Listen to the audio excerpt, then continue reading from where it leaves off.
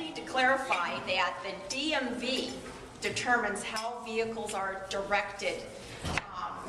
And so that, when you get your renewal notice for your registration on your car, it will tell you whether you can go to a test only or now a STAR program.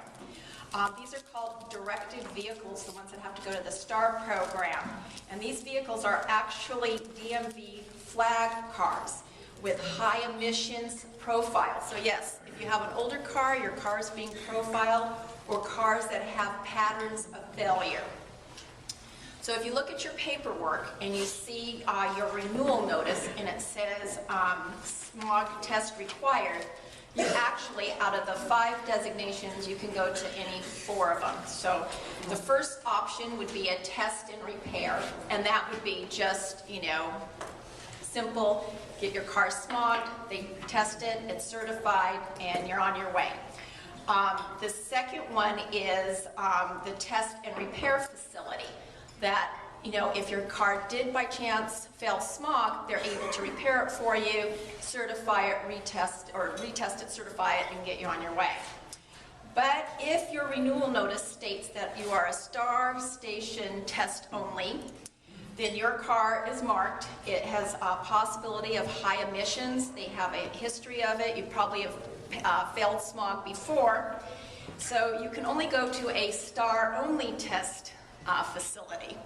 And with that, they can take care of your test, for directed vehicles, or a STAR test repair facility that also can repair it, and they are the ones that can, handle if you're a gross polluter.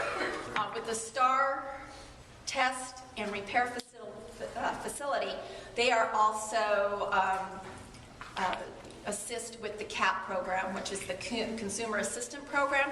So if you know someone with low income that needs assistance in getting their car past smog, the state will contribute up to $500 towards that. Now, where Mike and I get involved in this huge thing is we are actually a repair-only station. And our facility is licensed and authorized through the bar to repair all failed smogs, and that's including anything in regards to the check engine light, gross polluters. We do not perform the smog test and certifications, but where we work is with the test only, or we can work with the STAR test only. So it works nice. We can send our customer to a smog place that we use, and if they fail smog, they bring them back to us. The reason why the bar developed this repair-only facility is that they were getting a lot of complaints because you build relationships with your auto mechanic, kind of like your doctor. You have a history. They have a history of your vehicle. They know your vehicle. They know so that was an opportunity for the shops, to take care of their consumer. So with that, what Mike and I had to do, or send our ASC Master Certified Technician, we actually sent him to get his smog technician license renewal. And then after that, the Bureau of Automotive Repair had to come into our shop, make sure we had all the equipment, the manuals, and everything to be able to provide this service to our consumer. So that's a little bit about the smog program. So I thought what I'd do is share some other smog-related auto recommendations, and hopefully it will save you some time and some worry. So the first rule is if your check engine light is on, do not go and try and get it smogged. You will automatically fail, okay? So with that, and it just depends. Sometimes it can be very severe, the check engine light. Sometimes it's very simple. So if it's, for example, it could be something like an O2 sensor, you want to get it checked out as soon as possible because you can actually do more damage to your car. If you can fix like the O2 sensor first, it won't do other damage like to the catalytic converter, because it's destroying other, parts of your car. It can be something as simple as your gas cap isn't tight enough. So let me make a recommendation. If you just recently got gas, and if you check the gas cap, make sure it's tight.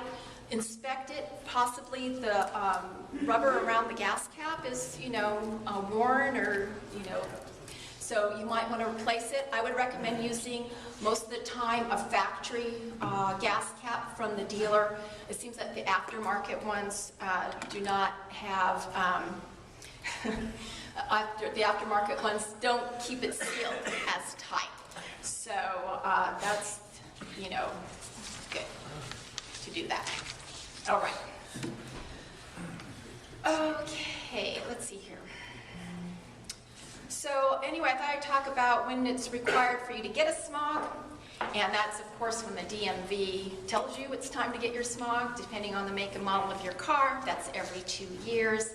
And then it's when you're selling a vehicle, and if you're selling a vehicle, you need to get it, it's the seller's responsibility, and you have 90 days for that smog before it, won't be good. And the only exception is if you sell your car to a relative. And if the seller does not do the smog, please have in writing and make sure it's understood that the person purchasing the vehicle knows that they did not smog it, and they will take responsibility for the smog, because that can actually backfire on the seller. Okay, so hopefully I haven't bored you too much with all this smog and talk and everything, but Mike and I are very pleased that we are a repair station and we're licensed, and we like to continue to serve our customers for all their repair and maintenance needs. Just a little bit about Mike and I. We are going in our 19th year of business. We have 3 auto technicians. We have 1 ASC master technician, of course, with his smog license. We're open 5 days a week, Monday through Friday, from 7:30 to 5:30. We're AAA approved. We're ASC certified. We're licensed for brake and lamp inspection. So that's just a little bit about us. We're located on Metzler. Cross streets are Gothard and Slater. Well, I'm just about done, so there. And so I just want to thank those who have used our services, and know you are the heart of our business. Oh, man. I gotta go after this. And I'll let you pass those around. Oh, do we have any questions? Oh my gosh. Okay, I hope I can answer them. Because remember, I have a little knowledge enough to make me dangerous. Okay. If I have a classic car, are those exempt from smog? Is there a certain year cutoff? No, I'm just going to refer you to the bar website. I'm serious. Because on my research, there is a whole section on classic cars. And like I said, I didn't want to spend 10 days on this thing. It's just unbelievable. I think it's 1974. Yeah. 1974? I think so. Yes. Is there still a maximum dollar amount that you have to spend trying to repair it so that you can pass the smog test? I am not aware of that. I'm not aware. I thought there was. No, I'm not aware. Like I said. You only had to attempt to do it for like $500 worth of repairs. No, I tell you, this one, it's over $500. I know the answer. I know the answer. Oh, good. 714-375-3145 and talk to Ralph. Talk to Ralph, yeah. Yeah. Actually, yes, Ralph is our smog technician. I'm telling you that, we're seeing a lot of our failed catalytic converters. Can I take one more question from Sally, because I don't want her to think that I'm... That's not really a question. I had my car smog. Oh, I know. By a quote-unquote deal. And the guy said, well, it didn't pass your smog exam.